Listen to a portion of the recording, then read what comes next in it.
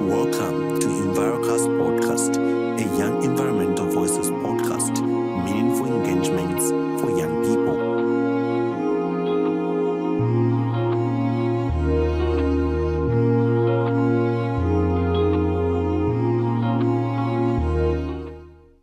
Welcome to the EnviroCast podcast, and welcome to our first episode. And on this meaningful engagement, we'll be discussing the engagement of young people in environmental issues. And on our set today, I have Emily and Natalie. Hi, Claude. Hi. Hi. It's a conversation, and it's going to be meaningful at the end of the day. Now, to start the conversation, let's just a little bit dive into history and just look at some of the environmental impacts that we've had as a country. And we'll dive into the conversation just to see how, young people have been involved and how they've been engaged, and if they have solutions at the end of the day. Let's get into that. So, technically, we could start by looking at how the recent 2023-2024 rain season was impacted. And we get to look at how key sectors like agriculture have been really affected, where we have the country losing some of its yields and everything like that. So, looking at government interventions, they have put in place certain measures that are long-term as well as short-term. And I guess one of the mechanisms and measures that would be really fast-paced and have had young people join in for stakeholder consultation is the current bill, the current climate change bill that has been put in place. So I feel that's them having to call upon youth-led organizations for consultation. That's like a huge place for young people at the table for discussions that have to do with the environment. Natalie, I want to engage you at home. I know you're one person who's been having conversations around lead pollution, which has affected Kabwe generally. And also it's a very big issue at national level. Now, how has been the impact so far when we talk about the environment? Right. I think when you get to look at lead itself as a problem, one of the biggest issues you'd have to look at for it is how it degrades the environmental states or conditions in which people have to live. So majorly, the biggest environmental challenge is that it poses as a threat for the people living in that environment. And you get to find that everybody, the plants, the people, every organism in that area is going to be affected from reproductive issues that are going to be as a result of this lead poisoning to various effects that are going to be in plants losing their function and all that. So it's been something that it's very broad when you get to look at the environmental issues that lead poisoning has brought about, because lead poisoning itself is not the issue. That's the broad issue leading to environmental challenges. It's how is this lead poisoning coming about? The mining, the transportation, the poor road networks, how it's continues spreading, leading to poisoning in people, their health and all that. So that is how the problem itself is a huge challenge for most of the people living in environments that are contaminated by lead. So many issues that young people get to focus on, and out of the many, one of them is the issue of unemployment. Talk about issues around, just trying to find way in the economic activities. But then your focus, Emily and Natalie, is one that talks about the environment when it comes to advocacy and just having conversations around the environment. How's been your journey so far? And I'll start with you, Emily. For me, it has been really insightful. It does have its ups and downs, especially when you're trying to convince the community out there, because there's always certain barriers around that. So mostly one of the challenges that I've ever experienced is being able to talk to people on grassroots grounds. For example, communities, not everybody is educated, not everybody is able to read and everything like that. So when you have those interactions with communities, you end up finding that in as much as you want to break down the issue of climate change or environmental protection to them, they'll say, no, we want to make money out of this. For example, the lead pollution itself. We still have young people going back to those mines to dig up the scrap or whatever they can pick up from there. So when you talk about certain effects that have to do with the environmental degradation, fostering environmental protection, you have barriers in communication, as well as those barriers that come in when people want to say, no, we want to make money from this instead of safeguarding the environment and looking at the health risks. And kid you not, surprisingly, I would say one of the biggest challenges I personally have faced is being taken seriously. Did you know that? That is definitely one of them. Climate denial. Yes. A lot of people look at climate change as something that's made up or something that they would say governments are using to exploit people. Or there are so many speculations around it that when you come out and you say, I'm an activist, I'm an advocate, people are like, you sure about that? Like, people don't really take it as something that young people would get into or something to be taken seriously. So even as somebody in that position, as well as a young person, it's difficult to be taken seriously, especially by your peers. And even by older people. You get to see the setup in Africa where young people typically are not really the go-to for advice in that aspect. So getting to be a young person in that kind of spectrum or dynamic becomes a barrier for you to get to impact these issues more positively or at a larger scale, because you are not taken seriously in that aspect. And it makes it very difficult for you to get to communicate with people, to get to take advantage of opportunities or platforms, because generally it's something that's not taken seriously by the people themselves, so they won't take you seriously yourself. So that's a challenge. I have been in a situation where you go to a community to talk about issues that are affecting that particular community, and all you receive are, surprises or something that's affecting that particular community. But also over the years, we've seen a number of issues arise from environmental impacts and climate change generally. And now, like Emily mentioned, we are at the point where we have this national crisis, where we now have a drought that has affected so many sectors, like Emily had mentioned in the beginning.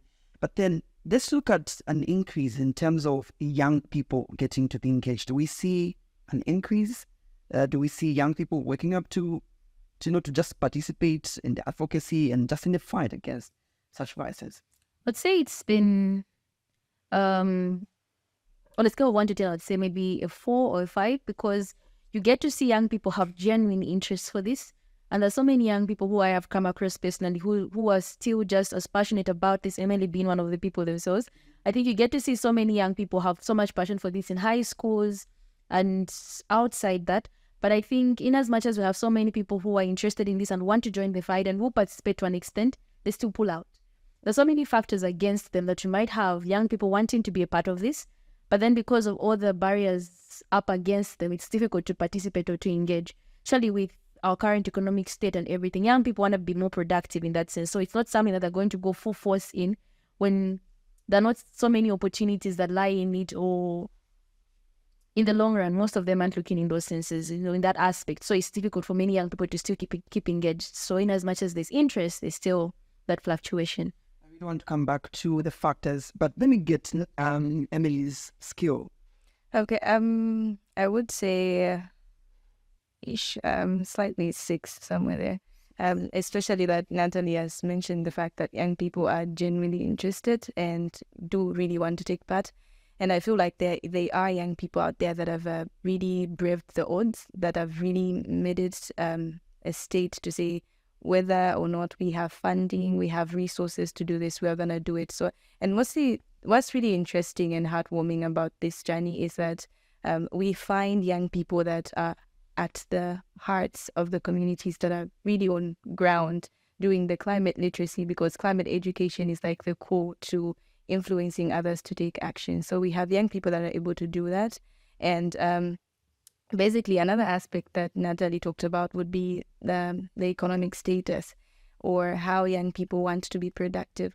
So basically somebody would want to do something that they're gonna get an income at the end of the day. So a challenge or a barrier that expresses that would be how we don't have a lot of opportunities within the green or the blue economy, and that in as much as they may even talk about the bonds, the SMEs, we are providing funding for this and that. That is, in as much as they might talk about it, it's not really enough to cater for those economic interests of young people. So it needs to be put on a broad scale, and it needs to target communities that may be relevant to. For example, why are you talking about it in Chad Day in Lusaka when you could actually talk about it to use cooperatives in maybe Chiwempala or other communities where those target groups may be found? Right. You both have given me a fair scale when it comes to engagement. Yeah, the numbers increasing, the numbers of young people are willing to participate. But now let's sort of look at platforms where they can actually get to participate. Do we see an opening from the government? Do we see spaces being created? Because engagement is one thing, meaningful engagement is the other. So for me, I would talk about environmental sustainability dialogues or certain platforms or stakeholder consultations, especially when they want to formulate legislation or they want to make a key decision around the environment. I don't think young people are really engaged to a certain extent. Like you've said, there's a difference between just engaging young people and having them come and do something purposeful or meaningful. So on that one of the barriers that I've really noticed is the participation fee. Imagine as a youth-led organization, you have to pay maybe around 13,000 just for you to be part of it. And one of the upcoming key environmental decision platforms that Zambia is yet to hold is the African Environmental Protection Dialogue that is being sponsored, and it's African. It's on a continent basis. So Zema is the one that's going to hold it. And if you look at how much they're charging for a person to attend that, or for organizations to be able to attend that, that's too much for like young people to be able to take part of such gatherings or meetings. Yeah, I think I would definitely have to agree on Emily with that. You find that in as much as some opportunities are still being laid out and platforms are being created, do young people have access to these platforms or opportunities is the question that arises. Because you put an opportunity up front and have young people reach for it, but then are they in the means of reaching for it? So I think we still have an issue of young people being fully incorporated in decision-making and participation fully in these activities. You get to find that there are still a lot of restrictions and limitations that they get to face that limit just how much engagement they can have on a level where they are fully part of these key decision makings and part of the processes that arise as a result of combating challenges that we get to face in our environments and our day-to-day lives in those regards. And I would want to get yours even as we go on. But look, the one funny response I've ever gotten when it comes to young people and, having engagement in so many issues, including the environment, is that young people do not have the experience, expertise to get to run all these activities. But you and I will agree to the fact that, like you had mentioned, Emily and Natalie as well, you talked about the issue of education. Do we see that, being inculcated in the young people so as to have a generation that is informed when it comes to environmental issues, a generation that can meaningfully participate with the right information and knowledge at hand? On that one, I think taking advantage of technology itself and the ability to access certain information without even being in a classroom. So, for example, young people that are the forefront or advocating for climate change are well read and well informed. There are actually even basic courses around climate change that are offered by different organizations, workshops and everything like that. And it would be a lie to say young people do not have information about climate change. Young people do have information about the climate change. And it's very important to understand that young people have gotten a certain experience, and because they are living through these climate impacts, they have a certain experience and they have a lot to offer and to bring to the table. Definitely. I think I would also say the education system currently, I think, has accommodated for young people to get this information. You get to look at certain curriculums like geography. You get to find all these issues being brought up and talked about. You get to find clubs in schools like Chongololo for primary schools. You get to find conservation clubs or Chipembele in secondary schools, which are all clubs that are allowing young children to have information on these environmental issues, climate change, global warming, everything in those regards. So I would say on the information part, young people are given this information. It's just a matter of how many young people want to put it in practice. In as much as you get to talk about it, how many of you are able to fully practice it? And that's something at the same time that young people can do, because you have been given this information now. The issue is, what do you want to do with it as a young person? That's why it comes from. Because I myself, I think my journey as an activist started from a school club. I was part of a school club, from activities like conversations surrounding the environment, getting to do awareness campaigns in schools, setting up posters, decorating them and all that. I think that brought me to a place where I got to value this cause for what it is, because it came from somewhere where it had been groomed within me and I got to see different aspects of it. So that's, for me, it's been catered for. In the beginning, I'd actually asked if we could zero it down to particular happenings in our country that we could relate to, that are with regards to, the environment generally. Now, engagement also is engagement, but then we need to seek solutions. Do young people have the much needed solutions to, bring about change when it comes to the environment? Do they have solutions? Can they be engaged to bring about solutions that can positively impact the environment? Definitely. If you asked me, young minds definitely have even better ideas on what's on ground right now. Young people themselves are people who are very innovative and tend to think outside of the box a lot of times. Given the right opportunities and the right platforms or placements to get to explore these, I think it would be something that we would really benefit from as a country. We've seen young people in activities such as talent shows, or where they get to show their innovations. We have the JETS program in schools. And if you really get to look at some of the ideas that young people get to bring up, it shows you that young people really do have ideas that can be implemented. It's just a matter of giving them the right channels to get to these ideas. Otherwise, young people can have the right ideas to come to these. Young people today are more in tune to things like technology and how to use different things that are given to them. So I feel young people definitely do have the potential for that, but then this is a potential that hasn't really been tapped into or allowed to grow. Potential on the other side. How do we ensure that you get to tap into this potential? But even before you get to that, do we have solutions towards these environmental challenges? Do we have the solutions? Can we be engaged to provide the solutions? Yes, definitely. Young people can be engaged to provide the solutions, especially that if they are made part and parcel of these various frameworks and like just delivering them to the young people and telling them to say, oh, this is what we have on the table. If young people are made part of these huge major environmental decision-making processes from the get-go, I feel young people have a lot to offer, especially the technological aspect that Natalie has expressed. Young people, different young people are coming up with different innovations that can reduce our carbon emissions, that can reduce so much waste and everything like that. So young people do have the solutions. And apart from that, it's not just about the sustainable technology aspect. We also have how young people are so energetic at what they're doing. So the education part, young people are able to volunteer in the different communities just to reach out and teach communities about climate change. The solution is definitely not a problem. I have seen young people create a whole jewelry set out of something like mere plastic.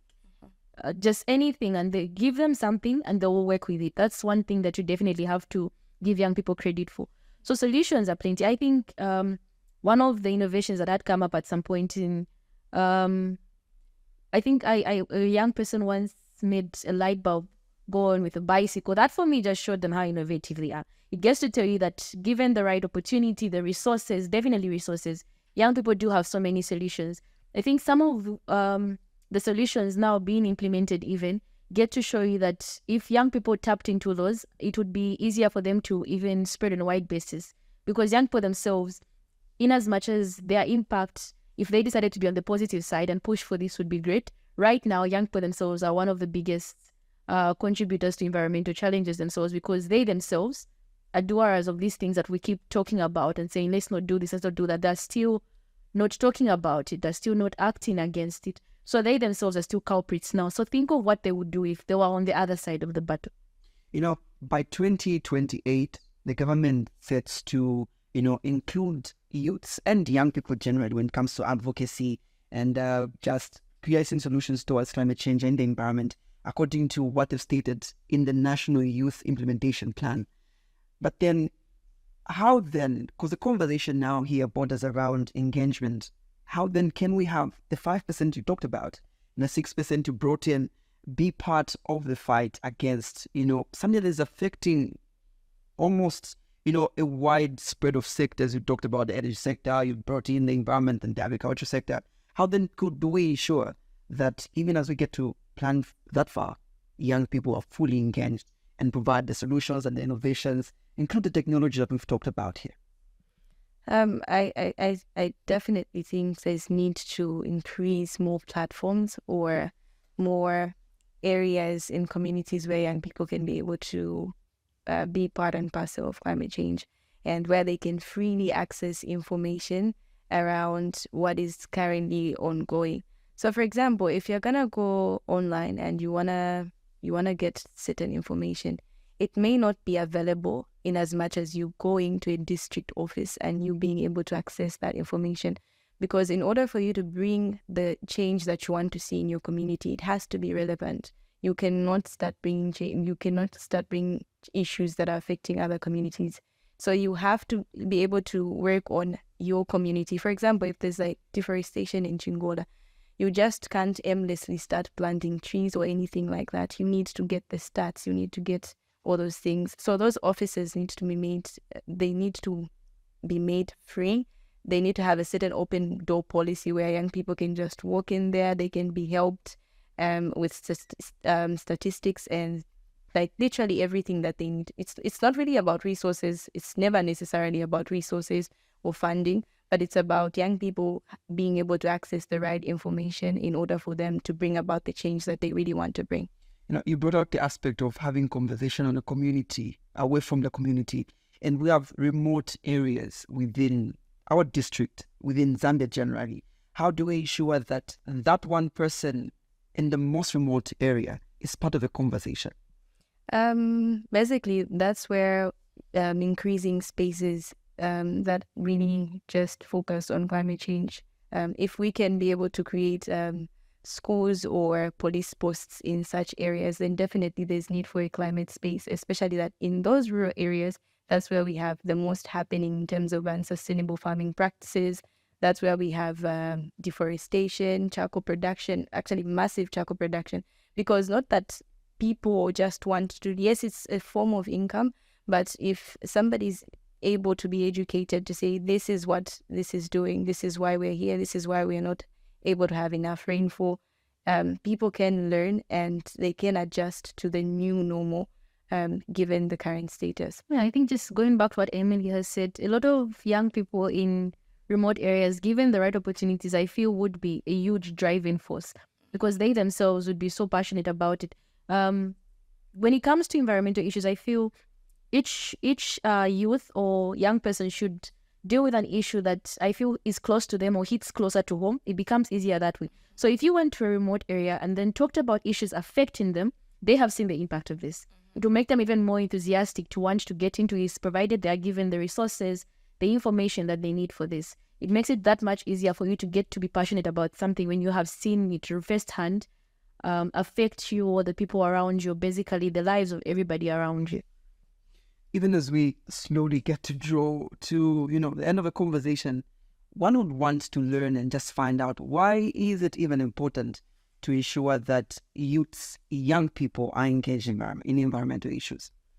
I think one of the key areas would be the fact that young people, it's actually a very common phrase to say, oh, young people are the future leaders of tomorrow and everything like that. But it's actually now, even in terms of, I would give a very practical example. For example, when we look at the situation of the debt restructuring and we put it in comparison in terms of climate change, our current leaders right now, God forbid, will be 4 feet under by 2030 or 2055 and everything like that. And young people are the ones that are going to be the ones that are going to be experiencing the most devastating and irreversible impacts of climate change if at all nothing is done.